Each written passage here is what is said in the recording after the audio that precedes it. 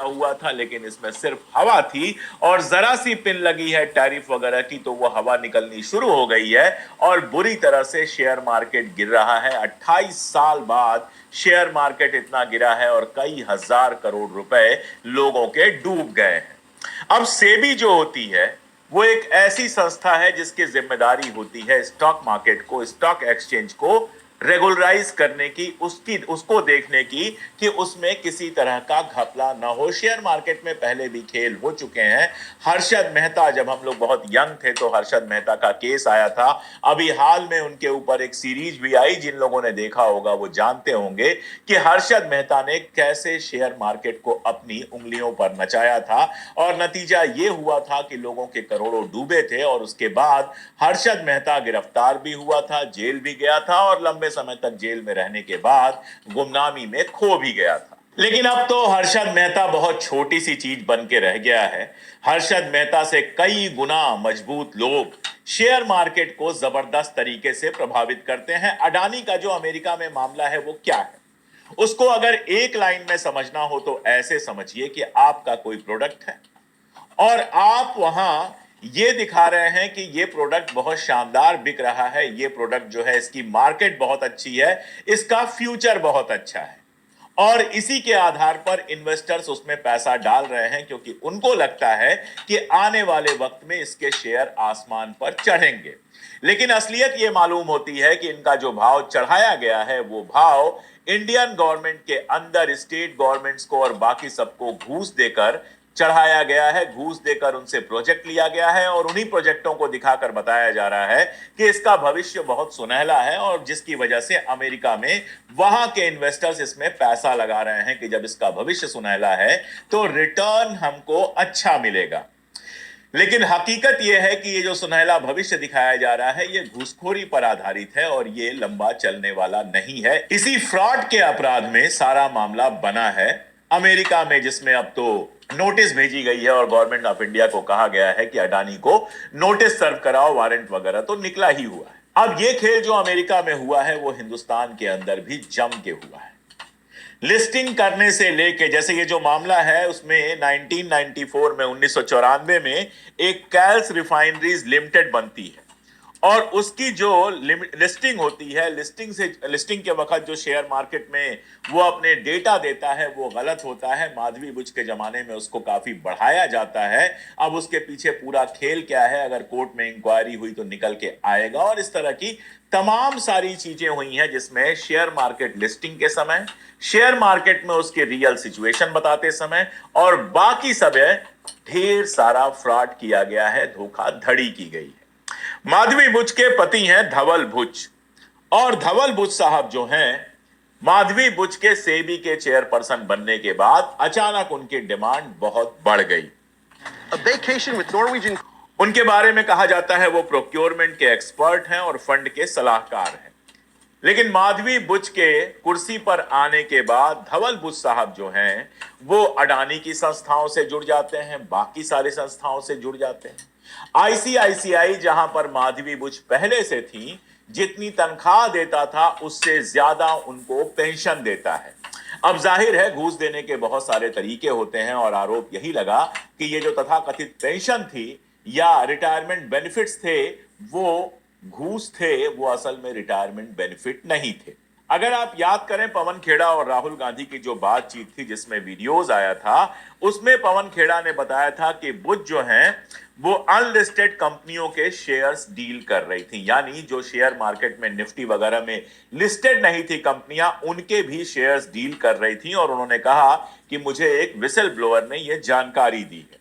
जैसे उन्होंने बताया कि क्रेडिबल हेल्थ कंपनी को सरकार स्टार्टअप फंड से पैसा देती है। ये किस्सा बहुत मजेदार है जो मैंने बताया, उसको और कायदे से समझ लीजिए कि क्रेडिबल हेल्थ कंपनी जो है उसको सरकार स्टार्टअप फंड से पैसे देती है। बुच इसकी खुद फाउंडर हैं, यानी माधवी बुच की कंपनी है क्रेडिबल हेल्थ, जिसको सरकार स्टार्टअप फंड से पैसा दे रही है और इसके साथ 16 करोड़ रुपए आईसीआईसीआई बैंक से एनुअल वो ले रही थी। आप समझ सकते हैं कि कितना लंबा खेल चल रहा था। और जब इसकी जांच के लिए सुप्रीम कोर्ट ने सेबी से कमेटी बनाने के लिए कहा तो एक ऐसी कमेटी बनाई गई जिसमें सारे लोग माधवी बुच के करीबी थे। और बाकी लोगों को छोड़िए, एक नाम मैं ले रहा हूं सुभाष चंद्रा का। सुभाष चंद्रा जी टीवी के संस्थापक हैं और सुभाष चंद्रा एक जमाने में भारतीय जनता पार्टी और नरेंद्र मोदी के बड़े करीबी थे। इन्होंने भी, सुभाष चंद्रा ने भी माधवीपुरी बुच पर आरोप लगाए हैं और कहा है कि जो जी एंटरटेनमेंट और सोनी मर्जर की डील टूटी थी, उसके लिए माधवीपुरी बुच जिम्मेदार थी। उन्होंने कहा कि मुझे पूरा विश्वास है कि सेबी की जो चेयरपर्सन है, वो भ्रष्ट हैं, क्योंकि सेबी में पद संभालने से पहले उनकी और उनके पति की जो संयुक्त आय थी, दोनों लोगों की मिला के जो टोटल इनकम थी, वो 1 करोड़ रुपए सालाना थी, जो अब बढ़कर 40 से 50 करोड़ रुपए सालाना हो गई है। यानी आप समझ सकते हैं, सुभाष चंद्रा ये कह रहे हैं कि माधवी बुच के सेबी का चेयरपर्सन बनने के बाद माधवी बुच और उनके पति धवल बुच की जो इनकम है, वो 40 से 50 गुना बढ़ गई है। 1 करोड़ सालाना मतलब तकरीबन 7-8 लाख रुपए महीने की इनकम। लेकिन अब जो उनकी इनकम है वो 40 से 50 करोड़ है, यानी वो महीने के 3 से 4 करोड़ रुपए कमा रही हैं सेबी का चेयरपर्सन बनने के बाद। और ये सारा कुछ सेबी के चेयरपर्सन की तनख्वाह से नहीं हुआ है, उन चीजों से हुआ है जिनके बारे में मैंने आपको बताया। आईसीआईसीआई पैसा दे रहा है, धवल बुच को नए नए कॉन्टैक्ट मिल रहे हैं, नए नए प्रोजेक्ट में वो शामिल हो रहे हैं। माधवी बुच के कुर्सी पर बैठते ही धवल बुच जो है वो एक्स्ट्रा ऑर्डिनरी टैलेंट वाले आदमी हो गए कि अडानी से लेकर सारे लोग उनको पूछ रहे हैं। राहुल गांधी ने भी कुछ बड़े गंभीर आरोप लगाए थे। पहले उन्होंने कहा कि देश में अडानी बचाओ सिंडिकेट चल रहा है, यानी अडानी के जितने भ्रष्ट कारनामे हैं उनको बचाने के लिए, उन पर पर्दा डालने के लिए एक सिंडिकेट चल रहा है, माधवी बुच जिसका प्रमुख हिस्सा थी। दूसरी बात उन्होंने कहा कि कारपोरेट जगत में यह चर्चा है कि सेबी की जो चेयरपर्सन है माधवी बुच, वो सरकार और प्रधानमंत्री को ब्लैकमेल कर रही है। यानी उनको सरकार और प्रधानमंत्री के कुछ ऐसे निर्णयों, कुछ ऐसी हकीकतों के बारे में पता है जो बाहर आ गया तो हंगामा मच जाएगा। ये मैं नहीं कह रहा, ये राहुल गांधी कह रहे हैं, कारपोरेट वर्ल्ड में ऐसी चर्चा है। अगर इसमें 10% भी सच्चाई है तो हमारे देश के लिए यह बेहद खतरनाक है। इसके साथ आप एक बात और जोड़ लीजिए, 12 अक्टूबर 2022 को द हिंदू का जो बिजनेस लाइन आता है, उसमें एक खबर आती है कि गौतम अडानी ने सेबी चेयरपर्सन माधवीपुरी बुच से मुलाकात की। 4 हफ्ते से भी कम समय में 2 बार अडानी गए सेबी के मुंबई मुख्यालय, और दोनों मुलाकातों में एक मुलाकात 11 अगस्त 2022 को हुई थी और दूसरी 3 अक्टूबर 2022 को हुई थी। याद कीजिए, ये वही समय था जब अडानी को लेकर तमाम सारे खुलासे हो रहे थे, हिंडनबर्ग का रिपोर्ट आया था और भी बहुत सारी चीजें आई थी। एक आरटीआई एक्टिविस्ट है अजय बोस, उन्होंने आरटीआई लगाई थी और उनको भी ये जानकारी मिली। अब अडानी समूह के प्रवक्ता ने तो यही कहा कि नॉर्मल बैठक थी, बैठक होती रहती है, लेकिन सवाल ये उठता है कि जिस समय हिंडनबर्ग से लेकर और तमाम सारी चर्चाएं चल रही थी, उस समय 4 हफ्ते के बीच 2 बार अगर अडानी मिलने जाते हैं माधवी बुच से, तो उसके पीछे क्या है? अगर धवल बुच अडानी की कंपनी के लिए काम कर रहे हैं तो उसके पीछे क्या है? अगर हिंडनबर्ग की रिपोर्ट आने के बाद भी अडानी की जरा सी भी जांच नहीं हो रही है तो इसके पीछे क्या है? सेबी के चेयरपर्सन के रूप में वो कैसे काम कर रही थी, इसका एक एग्जाम्पल मिलता है सेबी की जो अंदर वाली टीम है, जो अंदर लोग हैं सेबी के, उनके लगाए हुए आरोपों से। 2024 में 500 कर्मचारियों ने, सेबी कोई बहुत बड़ी संस्था नहीं है जिसमें 2-4 लाख लोग काम करते हैं, और उसके 500 कर्मचारियों ने वित्त मंत्रालय को, फाइनेंस मिनिस्ट्री को एक लेटर लिखा और उस लेटर में यह लिखा कि सेबी का माहौल बहुत टॉक्सिक है। माधवीपुरी बुच जो है वो मीटिंग्स में चिल्लाती हैं और डांटती हैं, और पत्र में यह आरोप भी लगाया गया कि सेबी की जो प्रमुख हैं वो पब्लिकली बेइज्जती करती हैं लोगों। ये आरोप कहीं बाहर से किसी कांग्रेसी, किसी वामपंथी या किसी अडानी के विरोधी ने नहीं लगाया, ये सेबी के अंदर काम करने वाले लोगों ने लगाया आरोप। 500 लोगों ने यह आरोप लगाया, लेकिन वित्त मंत्री या वित्त मंत्रालय ने ना कोई इसका संज्ञान लिया और ना ही इस पर कोई कार्रवाई की। बहुत साफ है कि माधवी बुच सरकार के लिए इतनी जरूरी थी कि वो पीएसी की मीटिंग में आने से इनकार कर देती हैं, लेकिन उनके खिलाफ कुछ नहीं होता। उनके खिलाफ 500 लोग शिकायत करते हैं लेकिन कुछ नहीं होता। सुभाष चंद्र बाकायदा उनके ऊपर आरोप लगाते हैं लेकिन उनके खिलाफ कुछ नहीं होता। और आप सोचिए एक और बात, बेहद इंपॉर्टेंट बात, हिंडनबर्ग रिपोर्ट क्या थी? मैं जानता हूं कि ज्यादातर लोगों ने हिंडनबर्ग रिपोर्ट को उठाकर देखा भी नहीं होगा। अगर वो सरकार के साथ हैं तो वो कहने लगेंगे हिंडनबर्ग झूठा था, और अगर वो सरकार के खिलाफ हैं तो वो कहेंगे हिंडनबर्ग ने जो कुछ कहा सब सच था। लेकिन जानना जरूरी यह है कि हिंडनबर्ग रिपोर्ट थी किस बारे में। यही वाला जो सारा खेल था, शेयर मार्केट में अपनी वैल्यू बढ़ा चढ़ा के दिखाना, जितनी वास्तविक वैल्यू है उससे ज्यादा अपनी वैल्यू बताना, और ये वैल्यू बताकर मार्केट में अपने शेयर का दाम बढ़वाना ताकि लोग उन शेयरों को लगातार खरीदें और इन्वेस्टमेंट मिले।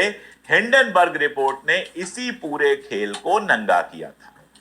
अब जो सरकार के भक्त लोग हैं जो कहते रहे, चिल्लाते रहे कि हिंडनबर्ग झूठा है, उनसे मैं ये पूछ रहा हूं कि आज जब पैसे डूब रहे हैं तो क्या केवल सरकार के विरोधियों के डूब रहे हैं?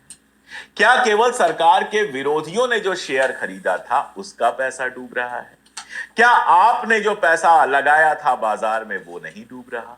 क्या आप एसआईपी बंद करना नहीं चाह रहे? क्या एसआईपी पर आपका रिटर्न कम नहीं हो गया है? क्या म्यूचुअल फंड, फ्यूचर ट्रेडिंग, जितना कुछ होता है उसमें आप पैसा नहीं लगा रहे थे? सिर्फ और सिर्फ जो है वो पैसा लगा रहा था सरकार का जो विरोधी क्लास है वो? ऐसा तो नहीं था।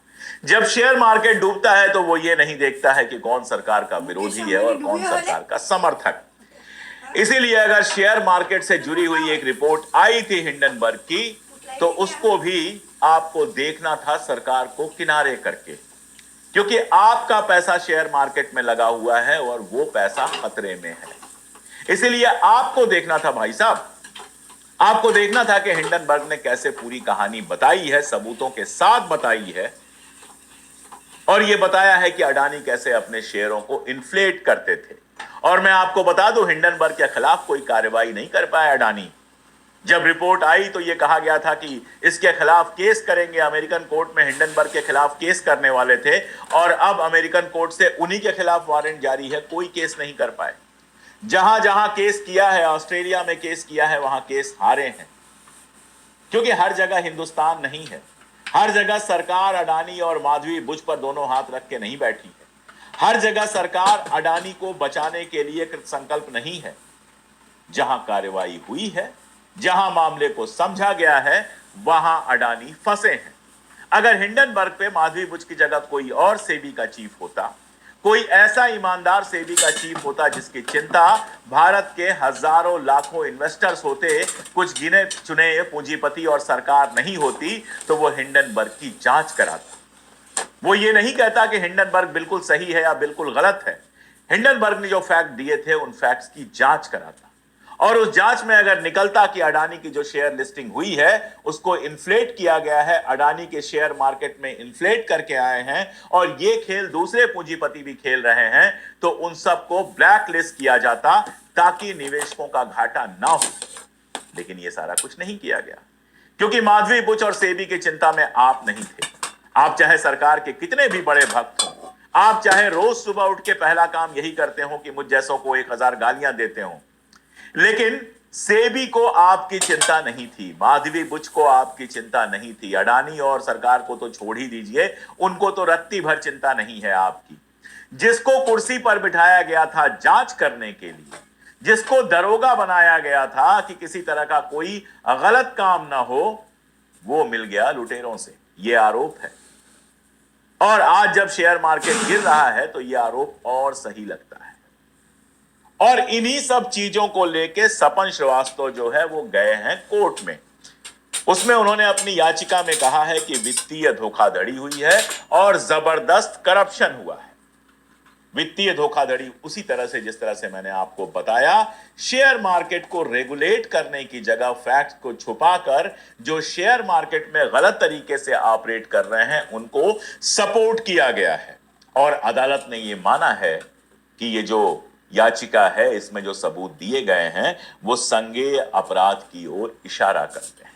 You're telling me that cognizable offence की ओर इशारा करते हैं, यानी ऐसे अपराध जिनमें सजा होनी चाहिए। कोर्ट ने एक नोटिस दी है और 30 दिनों के भीतर स्टेटस रिपोर्ट मांगी। लेकिन इसी बीच में मामले को क्वैश कराने के लिए बॉम्बे हाई कोर्ट में पहुंच गए हैं तुषार मेहता। जैसा मैंने आपको बताया है, जाना ही था।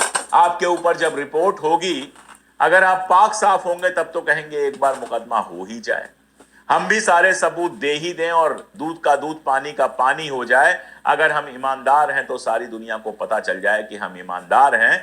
लेकिन यह हिम्मत तब होगी जब आप वाकई ईमानदार हों। लेकिन ईमानदारी तो एक अलग चीज है। ईमानदारी तो अब कहां देखने को मिलती है, और वो भी सेबी चीफ और बाकी सारी जगहों पर। छोड़ दीजिए, उसकी बात करना बेकार है। डर है, और बहुत बड़ा डर है कि वाकई कोई अगर जिद्दी जज हुआ, और बॉम्बे हाई कोर्ट ने यह क्वैश नहीं किया, उस जिद्दी जज ने बाकायदा जांच की 30 दिन बाद स्टेटस रिपोर्ट लेकर, और उस पर कायदे से जांच की, तो माधवी बुच के ऊपर गाज गिर सकती है। लेकिन जिसको सरकार का सहारा हो, जिसको अडानी का सहारा हो, उसको डर कम लगता है, क्योंकि जज लोया भी इसी देश में हुए। खैर, हो सकता है आज ये मामला कहीं ना जाए, लेकिन आज नहीं कल ये सच्चाई दुनिया के सामने आएगी।